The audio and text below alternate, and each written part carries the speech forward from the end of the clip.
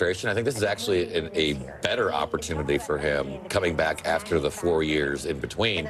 Because normally when you have the second term, you just shuffle the chairs on the deck. You've got the number 2 person was really good, so we'll move them up to number 1, and maybe I'll move you over to another. He's cleaning house. I mean, the house got cleaned, and now he's able to rebuild the entire thing. I think he will put, for example, Robert F. Kennedy Jr. Do you think he says, you know what, I'll give you the FDA or the health department? Or HHS. Yes, exactly. Those are Senate confirmed, and so unless you went with an acting role, which he would be. himself has said he doesn't mind having acting heads in there. I mean, I'll leave that to him. But what I'm also going to say, though, is that when it comes to, whether it's in the national security space, in all the other spaces, he's learned from that. I mean, I was there the moment he walked into the Oval Office for the first time as president, about 6 o'clock p.m., 7 o'clock p.m. on January 20th, 2017.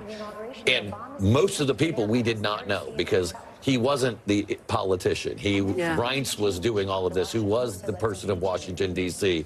You're taking talking about his former Congress. chief of staff, Reince Priebus, And so now he's got that knowledge. Well, and it's striking because so many of the people who served in his administration have said he's unfit to serve. And so they won't be returning, obviously. And we spent a fair amount of time talking about that in recent weeks. All of the people who called him, for example, a fascist. I do think it's worth zooming out a little bit and just acknowledging the history-making moment that we are witnessing. The fact that he's only the second president in more than 100 years, if he does in fact win, to go back to the White House and serve non-consecutive terms. What do you think of your old boss, former Vice President Mike Pence, is thinking? He did not endorse Donald Trump, and of course, famously, did his constitutional duty on January 6th to the chance of hang Mike Pence. What do you think he's thinking right now? I think he's probably thinking about it from a policy standpoint. I mean, the campaign is over. That decision has been made by the American people, and so I think he'll look that if there's an area where they are in agreement on policy, he'll engage. If there's an area where he's in disagreement, he will decide whether he will make that known or just quietly wait and know that you've got actually another opportunity 4 years down the road, not to run, I'm not saying that, but to influence another set of policymakers. But there is a reason that he's seen so many of the people that worked under him leave and now speak ill of him.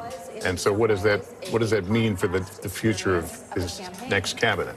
Well, I think a lot of times you have to realize how to communicate with him and also what your role is. I mean, I think this is one of the big disagreements I think we had in Washington, D.C. and with the bureaucracy in general, is to provide advice, to provide consent, to provide your best recommendation, but there's only one person who put their name on the line and was elected by the people of America to be the president of the United States. Claire, you had a thought, I'm sorry. Yeah, I think one of the things that a lot of people will be looking at is the military.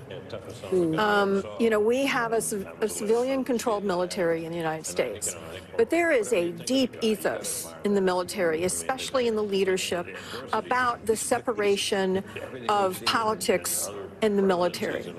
And Trump at times tried to blur that line and was frustrated, I think, because he could not get the military to do what he thought they ought to do when they ought to do it sometimes. So I think it will be interesting to see how the Pentagon handles this, because there are so many strong leaders in our military, and they have come up through the ranks, and they have transferred their families all over the world, and they have learned every part of military leadership.